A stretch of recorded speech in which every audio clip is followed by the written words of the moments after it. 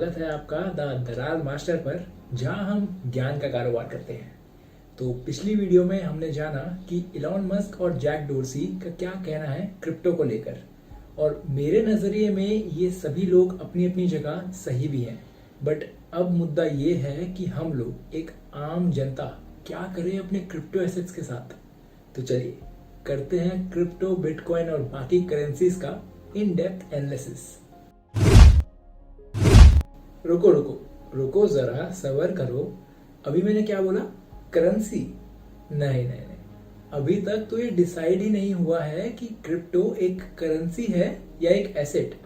जी हाँ, अभी इसी वक्त मैं सनसनीखेज खुलासा करना चाहता हूँ कि अभी तक किसी को नहीं पता कि हमें क्रिप्टो को एक करेंसी मानना चाहिए या एक एसेट। और अगर मेरे से पूछो तो ये बेचारा तो कहीं क्वालिफाई ही नहीं करता इन दोनों कैटेगरीज के लिए। तो चलिए अब मेरे वचनों के पीछे के फैक्ट जान लेते हैं। अच्छा, एक बात बताओ, हम एसेट किसको कहते हैं? एसेट वो होता है जिसमें हम इन्वेस्ट करते हैं on the basis of the fundamentals and technical analysis of the underlying asset. तो क्रिप्टो तो बिल्कुल ही इंडिपेंडेंट नेचर का है, क्योंकि इसके पास तो कोई अंडरलाइंग एसेट है ही नहीं जो हमें बता पाए इसके प्राइस मूवमेंट के बारे में। एंड मेजरली इसकी प्राइस डिस्कवरी तो डिमांड एंड सप्लाई से ही होती है। और अगर आप कहो कि ये करेंसी है, तो करेंसी का बेस फीचर होता है कि वो एक गवर्नमेंट के द्वारा रिकॉग्नाइज्ड और इशू की जाती है। बट क्रिप्टो के केस में तो सारे प्राइवेट प्लेयर्स ही इसे इशू कर रहे हैं, जो एक बिल्कुल ही डिसेंट्रलाइज्ड मैकेनिज्म से चलती है और इसीलिए बहुत रिस्की भी है। अब बेचारी गवर्नमेंट्स करे भी तो क्या करें, क्रिप्टो को एक्सेप्ट इसलिए नहीं कर पा रही हैं क्योंकि वो खुद परेशान है कि हम इस पर कौन से रेगुलेशंस लगाएं, एसेट के या करेंसी के। और अगर आप मुझसे पूछो तो क्रिप्टो एक बहुत ही वॉलेटाइल एसेट है, या बोले करेंसी है। और ये बात हमें इसके बुल रन और बियर रन दोनों में ही देखी, और इसीलिए मुझे लगता है कि हमें इसे एसेट कंसिडर करना चाहिए, क्योंकि करेंसी कभी भी इतनी ज़्यादा वॉलेटाइल नहीं होती। और अगर हम इसे एसेट कंसिडर करते हैं तो फिर कौन से एसेट क्लास के अंदर हमें इसे डालना चाहिए? तो आई बिलीव कमोडिटीज़ के अंदर ये एक परफेक्ट फिट बैठेगा। क्योंकि अब गोल्ड और सिल्वर को ही देख लो, हम गोल्ड से लैपटॉप या कोई और सामान नहीं खरीद सकते, क्योंकि as per the government norms वो एक लीगल टेंडर नहीं है। और ना ही हम क्रिप्टो से खरीद सकते हैं, बिल्कुल गोल्ड और सिल्वर की तरह बराबर। हाँ, हालांकि हमारे इलॉन भैया ने कुछ टाइम पीरियड के लिए एक मैजिकल विंडो खोली थी कि बिटकॉइन दो और टेस्ला लो, पर अनफॉर्चुनेटली वो विंडो भी हमारे हाथ से निकल गई।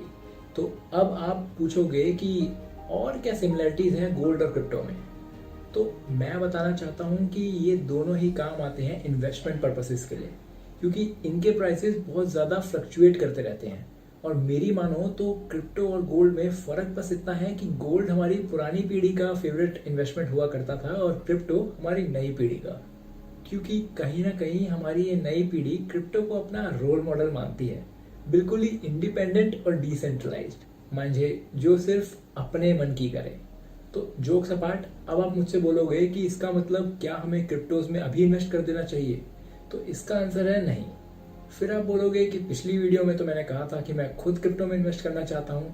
तो देखो यार, इस क्वेश्चन से रिलेटेड मेरे पास पिछली वीडियो में काफ़ी लोगों ने रीच किया कि आखिर हम इन्वेस्ट कौन से क्रिप्टो में करें। अब बिटकॉइन के बाद अगला कौन सा होगा, या डॉजकॉइन और रिपल बढ़ने वाले हैं क्या?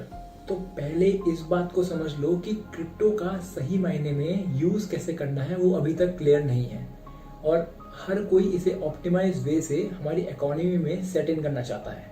और बिल्कुल ये बात तो माननी पड़ेगी, है तो ये बवाल चीज़ ही। अब बस देखना ये है कि हम कब इसे सही ढंग से काम में ला सकते हैं। और जहाँ तक बात है मेरी, तो बिल्कुल मैं तो अभी भी क्रिप्टो में इन्वेस्ट करना चाहता हूँ, ताकि मैं उसे समझ पाऊँ, उसे सीख पाऊँ और उससे और ज़्यादा अच्छे से यूज़ कर सकूँ।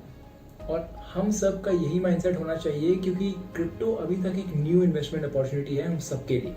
बिल्कुल ही नया कॉन्सेप्ट है और बहुत ज़्यादा रिस्की भी है।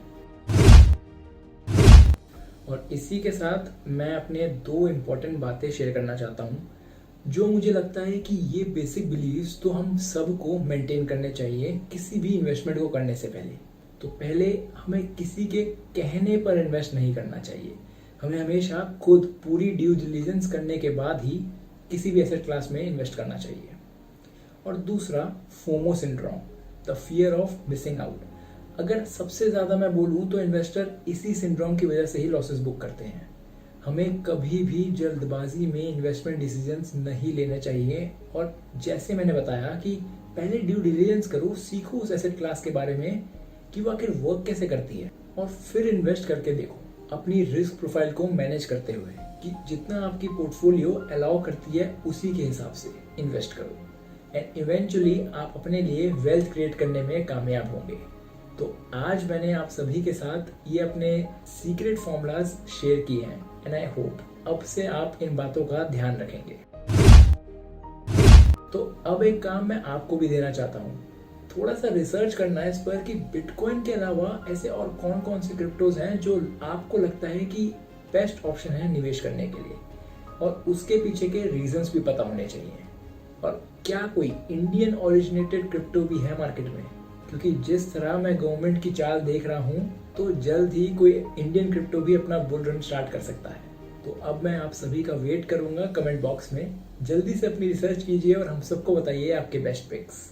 एंड आई होप मेरी इस वीडियो से आपको क्रिप्टो के बारे में कुछ न्यू एंगल मिला होगा जो कि आपकी इन्वेस्टमेंट चॉइसेस को इम्प्रूव करेगा।